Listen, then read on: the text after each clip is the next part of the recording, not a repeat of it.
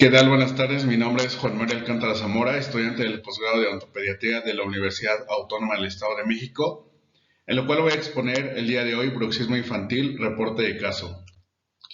El bruxismo se va a definir como una actividad repetitiva de los músculos masticatorios, caracterizada por apretar o rechinar los dientes, de forma involuntaria, rítmica, espasmódica, en una expresión diurna o nocturna, con su prevalencia en Latinoamérica variable. En su clasificación encontramos que es primario o idiopático cuando no hay comorbilidades médicas asociadas o causas claras identificables, y secundario o iatrogénico cuando se va a relacionar a condiciones psicosociales o médicas como trastornos respiratorios del sueño, problemas neurológicos, condiciones psiquiátricas y el consumo de droga o medicamentos. La etiología es multifactorial, sin embargo existen factores predisponentes locales, sistémicos, psicológicos, ocupacionales, hereditarios y fisiopatológicos. En su tratamiento consiste en identificar la etiología y no solamente los signos y síntomas expresados en el paciente, además de un manejo psicoconductual y dental con el uso de férulas oclusales, restauraciones y coronas, dependiendo de la afectación del tejido dental, y en última instancia tratamiento farmacológico. Si no es tratado y diagnosticado a tiempo, va a provocar problemas en desgaste dental, periodontopatías, daño a músculos masticatorios, cefaleas, limitación en la apertura bucal, mialgias, trastornos temporomandibulares y disminución en el rendimiento académico y social del niño o del adolescente. En la presentación del caso clínico es un paciente masculino de 5 años con 7 meses de edad que se presenta en la clínica de la especialidad de odontopediatría de la Universidad Autónoma del Estado de México. Se le realiza historia clínica en antecedentes personales y patológicos sin datos relevantes, interrogatorio por aparatos y sistemas aparentemente sano, con antecedentes de experiencias desfavorables dentales negadas, y utiliza pasta fluorada de 1500 partes por millón y cepillado dental una vez al día.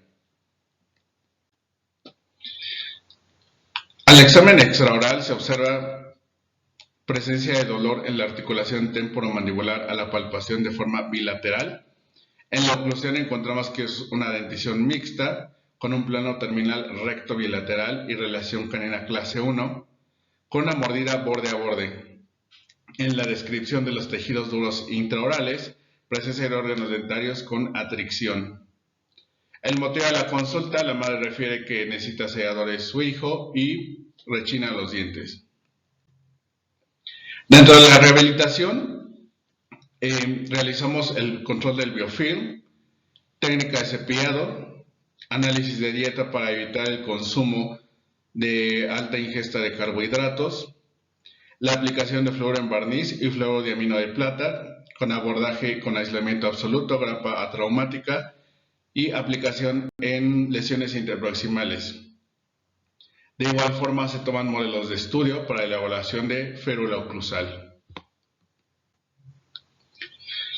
En la colocación de la férula oclusal se tomaron impresiones con alginato, se cubrieron con los modelos con yeso tipo 3, y se elaboró férula oclusal con acetato rígido del número 60, se recortó, se pulió y se redondeó para evitar daños a tejidos blandos.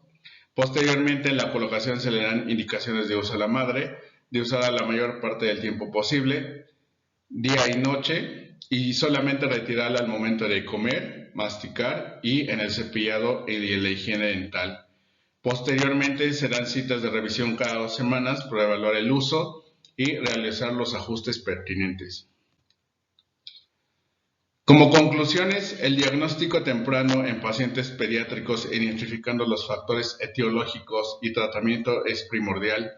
El uso de las férulas oclusales es una terapéutica eficaz, de buen control y seguimiento clínico para limitar la progresión del bruxismo infantil. Como importancia clínica, actualmente el ritmo de vida que comparten niños y adolescentes, aunado a las tecnologías y factores ambientales, hace que el bruxismo esté en aumento.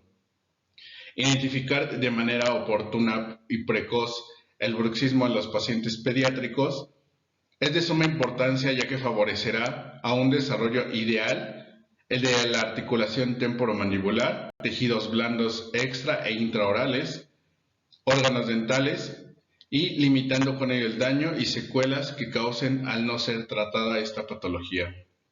Por su atención, muchas gracias.